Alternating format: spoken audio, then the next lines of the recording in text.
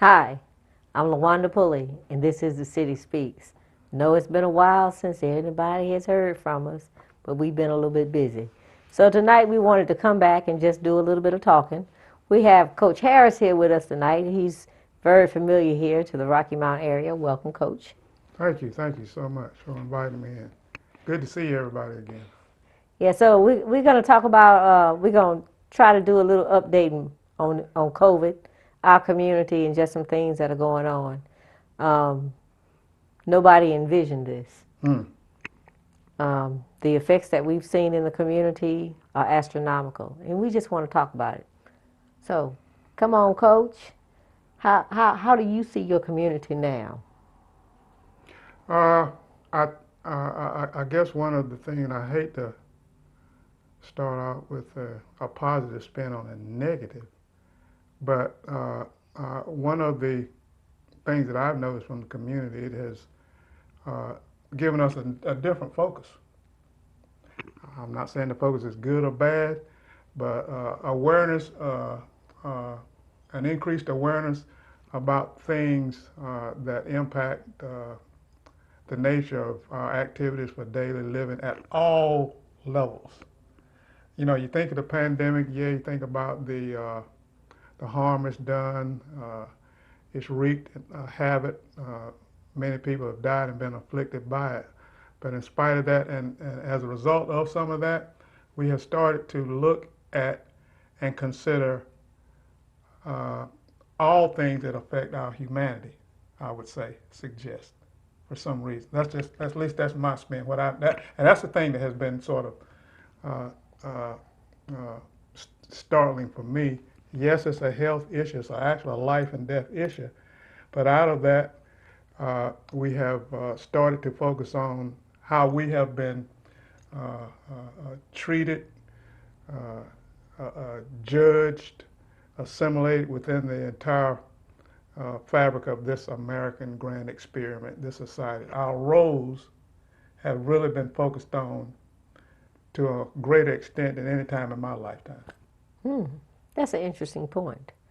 Do you think that from the inception of COVID back in the spring Mm-hmm. uh, to what it has become now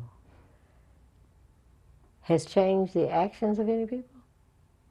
Oh, you said it has changed the action of people? Yeah. Well, we're sitting around here in lockstep, wearing masks, social distancing, setting ourselves apart, traveling here, traveling there at specified times.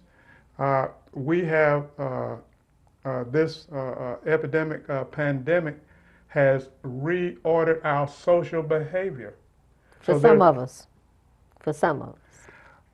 and I think I know where you're going, but go ahead for some. For Okay. those who I'm going For to those who are observing it. observing it, Exactly. or for those who is hitting close to home. Right. But I think for others, I just don't know.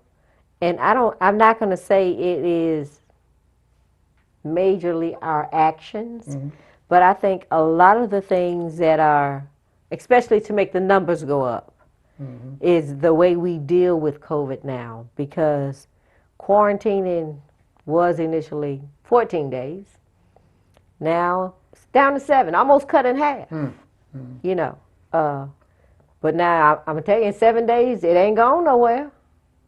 So how is it that 7 days now, 14 days in the beginning, but now it's more contagious? The strand is easier to catch. So how do we justify, rectify that? Yeah. And see, now you see, I want to tell you like my advice used to say, daughter, now you don't go in the middle. Now you don't go in the middle now. You know, and I don't want to project the image of conspiracy. I'm not. Okay, all right, let me paranoid. clean it up a little bit for you. Okay, Then all let me right, clean it okay. up. So I'm not saying a conspiracy is Uh-huh, anywhere, uh-huh. you know. But what I need people to, what I want what it is my desire to let the public know or to understand that when these things are passed down in information, they are guidelines Right. for treatment and care. A guideline is just that, a broad statement. It's not written in stone. It does not apply to every individual because everybody is different. There is no science in medicine, okay? So, and I don't mean science like that. It's like both of us have high blood pressure. I can't take lisinopril because of the side effects, okay? You can take it, it don't bother you. So what I'm saying is when they say after 7 days it's okay, it might be okay for some individuals. Yeah, one size doesn't fit all. That's right. So, a guideline isn't set in stone, and people need to make themselves aware. Instead of just hopping out here, well, so and so and so said, well, what's going on with you as an individual? You need to examine yourself as an individual and polish your response to the virus in relation to everybody around you before you say, oh, they say I ain't got to do but 7 days. It's a little more complex than that. Right, and that speaks back to that piece initially about the socialization process, sort of self-reflection and a self-assessment.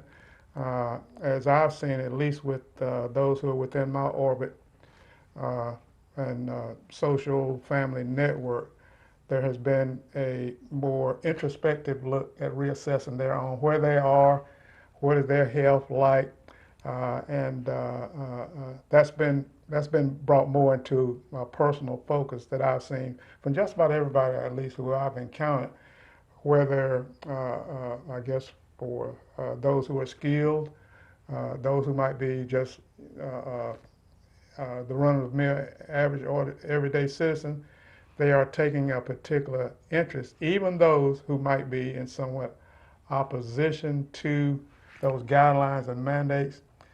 Still, you can see that at least there's not as much pushback for those others who might follow those guidelines as might have been pre-COVID. It's been a progressive sort of experience, but over the course of time, I can see how even those like us, and I just want to refer to those who don't observe the guidelines, like the message that was emanating from our outgoing president, that it was false and all that. Even they, I believe, have sort of reoriented themselves when they're at least when they're around others.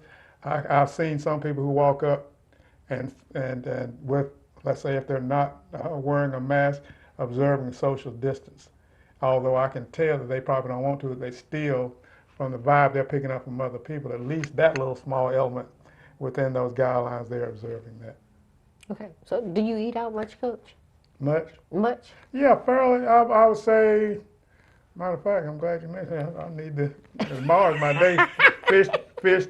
Fish Friday.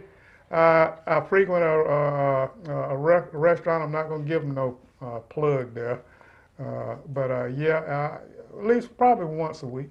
So I've been doing it consistently for the most part throughout the this pandemic, the last 10 months or so. So have you been happy with the response that you see in the facilities where you go and you eat? I'm going to sum it up by giving you how I respond when I go. I want to role play here quick a little bit. If you're waiting on me, whatever I got, burn it. Oh. Burn it. And I do the establishment that I frequent. I look at I already know what their code is, that number is. Mm-hmm. I'm not going below 97. Okay. And I observe the staff. The behaviors. The behavior. So once again, that goes back to the earlier point that I was making at the socialization process. and I think a lot. I recalibrated. I notice things now that I never would have noticed before. I think a lot of us do. Pay close attention, almost to the extent. Give you an example today. I was out Best Buy. I've been going there because a lot of things have changed over the last 10 months and upgrading this and that and peripheral stuff. I ask for the same guy every time. I don't. No, You see, whoever I'm going to deal with, that's who I'm going to deal with. I've been consistent in that regard, and that's a very interesting thing to think about. And I hadn't really thought about unconsciously. The times that I've been out there in the general public to carry on conduct, I've been going to the same individual, dealing with the same person. Like for instance, the same waitress, waiter at this eating establishment, or wherever I go, I tend to, I guess, follow the same tracks, if that makes any sense. I don't stray too far. From the norm. When I've established a new norm. When I go like grocery store, I selected items I typically go there for. I don't go over here, and look over here in the meat department. I ain't over here. I stay in my lane. Okay. All right, he gonna stay in his lane. I understand that because I have a different pattern for the grocery store now too. Because if I'm going to get something, if I can't hold it in my arm, I can't buy it. Can I? Come on. I'm gonna just go. Well, this is live and it's open forum. I want to just tell you the real truth now. The grocery shopping piece. I do this hand sanitizing, the masking. I don't grab them little bags. I know The little buggies and stuff. the buggies and the little basket. Here's what I started doing. I go in. I don't do plastic, paper, and I collect the items that I'm going to purchase. I get 3 paper bags, stuff one in so that you think, and I put my items in the bag and take them back up to the checkout. And I've been doing that religiously since this event, and I'm basically the only one who's going to handle it. Whatever I get, whatever I select, I put it back in that bag upon checkout and don't get nothing else. See, everybody changes habits. Yeah, it's definitely done that. Yeah. All right, so now we know what Coach doing personally and everything. So let's change focus a little bit. So you're no stranger to the education system here, and let's talk about our kids. Now, we've got almost a year into this, so we have a big deficit here. So tell me about how you see the changes in our education or in our children, or what are we creating here? It has you created you're talking about the educational divide and the achievement gap. That gap and that divide just turned into an ocean. Wow. A desert. That might be. How do we recover from this? Real simple. Time. And the time ain't right around the corner. It ain't next week. It ain't next year. The impact, the repercussions of this are going to impact at least the next 3 to 4 years before we can get back to where we were pre-pandemic, because all the statistics, the local school systems, whether you're talking here in eastern North Carolina, out in the western part of the state, of this great state, North Carolina, and all others, the metrics, the data suggest that that divide that was there is widening at a more rapid rate, and it's going to take, when we come out of this, to a point in which we are, even with post-pandemic, nothing's going to go, what's that cliche they're using, the new normal. There's going to be a new normal in all aspects of our lives, and especially education, and that new normal to get back to where we were pre-pandemic is going to take a long time. I would suggest right now that we might see some things like, I would think, that might pick up our forecast on the horizon: year-round school, adding an additional grade, 13th grade. Wow. 13th grade. 13th grade. To sort of make up it. Maybe that might be an area, because we've readjusted and recalibrated in so many other areas of our lives. Maybe that 13th year is the year for what's that? I'm trying to think of the concept they use: training, skills. Get a skill. 13th year, come back and just do something related to having a skill: woodworking, brick masonry, those old... The trades, the old school trades. Exactly. And make that a requirement. Because, once again, coming out of this pandemic, things are going to be shifted around. All the various supply chains, and that's another thing that I think we have not really taken a look at: the infrastructure. Because the social distancing, because we can't do this, can't that, our physical infrastructure is collapsing. All you got to do is just drive down Raleigh Boulevard and avoid a pothole. Try it. Nash Street in Wilson, Peters Creek Parkway in Winston-Salem, Austin Avenue in Durham. It's like riding across a railroad tie. So, and the point I'm trying to get is, we're going to have to I would suggest maybe an additional year after we've met those standard requirements for some sort of skill development. I can see that as a win-win and a good thing. Obviously, it'll take a recommitment by the educational system, the federal government, to fund that. But that's one of the ways we can actually get that piece in there that people have been calling for to be a part of education. Just add a year. And I would say the model that we're using now, that's the Horace Mann School of Education. When was that started? During the agrarian revolution. Now we're in a digital age. Things should have changed. My mother, God rest her soul, only had a school that you went to for 10 years. Then that next generation increased it to 12.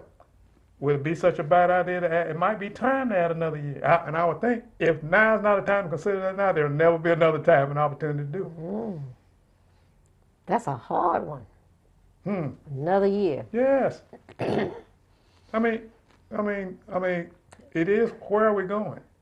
Where are we at? It might be where we're going, but now, how does North Carolina, age 16, you can drop out of school. You don't need your parents' permission or nothing.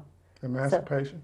So at this rate, are we going to be increasing our high school dropouts? Because nobody's going to want. They don't even want to go for 12 years. What are they going to do for 13? Well, that might be one of the, what I describe and call as a paradoxical benefit.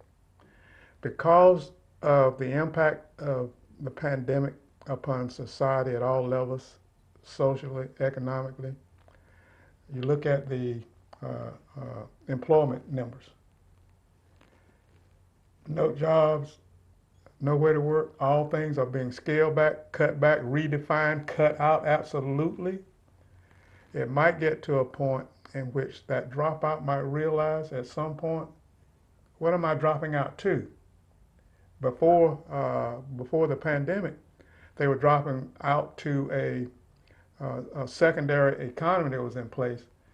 The pandemic, good, bad, right, what has disrupted all levels of the social fabric and economic enterprises. Even if we're in the underground economy, that's been disrupted too. Because once it's real simple, the circular flow of economics. Don't get me going back to my old days in the classroom. Now, you about to?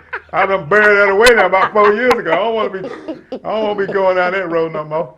But the circular flow, meaning $1 circulates to this next level of the economy, so forth and so on. So if that's been disrupted, those who felt comfortable, and unfortunately, but honestly, those, I would say a good proportion of those who dropped out went and got engaged in that underground economy. Drop out now and go there. The underground economy, they're reaching out and looking for something, a better and more different, a more excellent way, a more pathway. So all those, that pathway has also been discarded, disrupted, interrupted. And so I think perhaps to that point, we might see a resurgence just for practical survival reasons, where they might want to rethink that, reconsider that. And that's the part, that's the piece there might be some paradoxical benefit in spite of all of the things that have happened, and it's been traumatic, very heart-rending, because I did a calculation the other day. I have lost in this 10 months about 15 people who are within the core fabric of my inner circle. Wow. Of associates. 15. Did one last Monday. This Monday. Young man who's just like a mentor and a big brother to me. I like all pursuits and things related to studying ancient African antiquities. Went to his funeral on services on Monday, so, but then once again, in spite of all that, there's a void in the cabinet that's got to be filled at all levels by all of us. The impact has affected everybody, race, creed, color, whatever. And so the only way we're going to come out of this is depend upon each other, and we're going to, if for no other time, we're going to meet each other where we are. We are where we are. The facades have been stripped. And so we might have to go back to remix and redo all of this, the entire system and structure. That's a big deal. Oh yeah. That's a big deal. Right. And so we're going to have to be more patient. It's going to, it takes some time to come out of this. Back to my earlier original point about the education piece. The only practical thing I can think is to pump the brakes, an extended period of studying and time on time, and add a year if we want to close what's going to be a wide, broad divide and gap in achievement.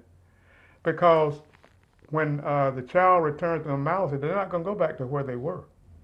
They're going to go back to where they were prior to that. Reading level, third grade, if you're a third or fourth grader, when we break out of this, because the rigor has been interrupted, the classroom environmental rigor, that classroom, as they call it, pedagogy has been interrupted.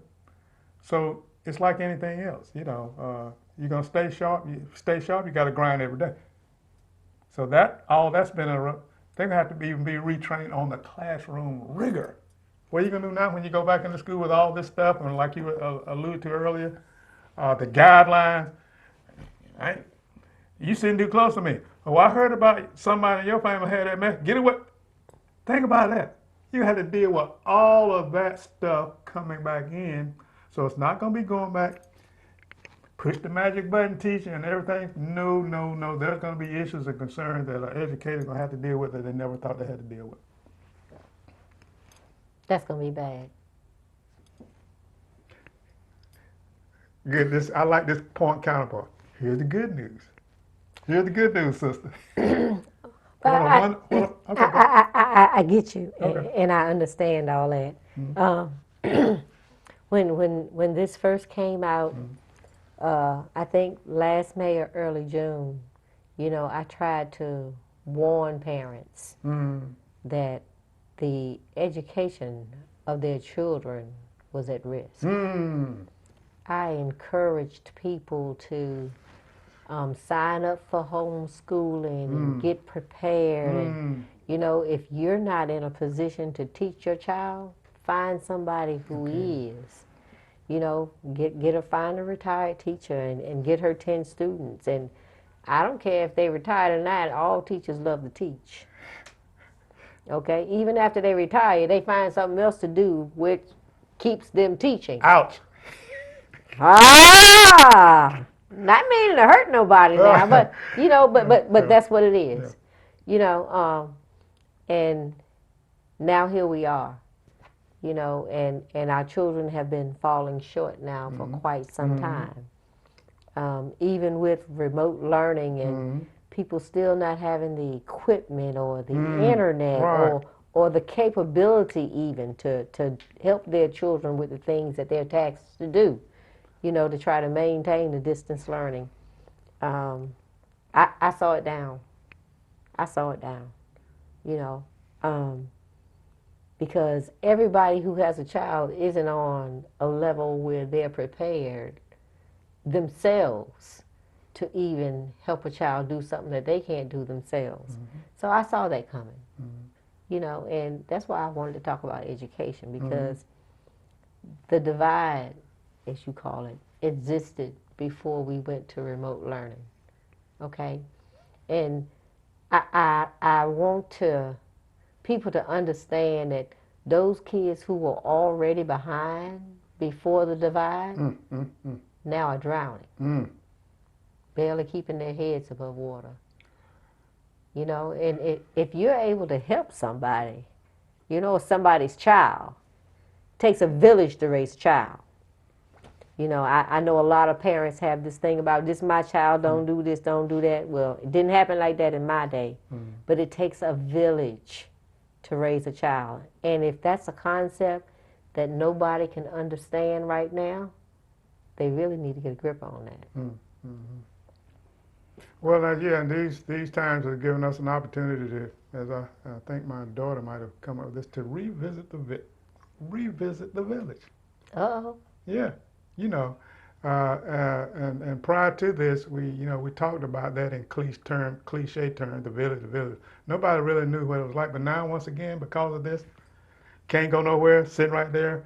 Think about families and they've come together more because they're there. They've been stuck with one another for the last for the, been stuck with and all one another for the last 10 months. And to me, that looks like and sounds like what it might have been eons years ago. I come out of the segregated South, and I'll just share this briefly. The experience when it first came out, my children were panicking, can't go nowhere, do this, do this. Then I thought back on it. The first 18 years of my life, talking about reflection and bringing up something, a point to reflect on, and I hadn't even really thought about it. The first 18 years of my life, right over there in Wilson, North Carolina, Wilson County, when I thought about it, there was like, my children like, Daddy, you just don't seem to be panicked. And then I thought on it and reflected the first 18 years of my life, except for the summer times when I would visit my relatives in Norfolk or Washington, D.C. For 18 years, I never moved more than 18 blocks from my home.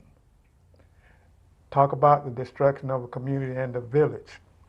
I'm talking about doing segregation, which is maybe a peripheral piece that we could tap into this, because the village, my community within 18 blocks was everything I needed. My school was within 18 blocks, fresh produce, the market, clothing, recreation, entertainment, civic, whatever there, and I'll props out to my folks over there in Wilson, North Carolina, Reed Street Community Center. Look, it was a community center because it was our instrument. It served and housed civic events, shows, arts, craft, blah, da, da, da, da.